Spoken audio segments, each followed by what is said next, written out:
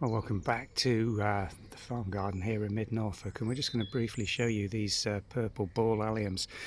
These are the stock plants from which we collect our seed every autumn. They are growing here probably now for around 4 or 5 years, and they've really settled in nicely. You can see that they flower at a variety of different heights. Some of the younger plants are really quite low, flowering just above these lavenders that they're growing through, but the main crop of the mature bulbs grow at around 2.5 to 3 feet.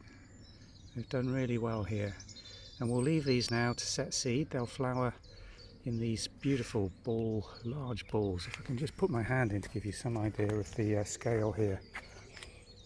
This one you can see is already starting to form seed, just a little over full flower. This one, just look at that with my hand in there. They're around 4 to 5 inches in diameter, these.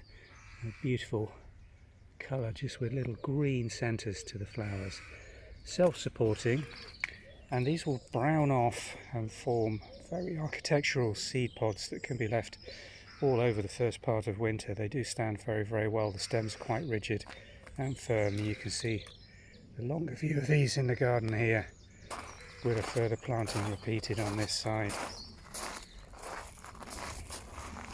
These will seed naturally, and if I show you around the base here, you can see little plants from seeds that have naturally fallen. These come up early in spring with green stems, gradually die back, and you can see the leaves on the actual parent allium plants by the flowering stage are already starting to die back and be reabsorbed into the corms.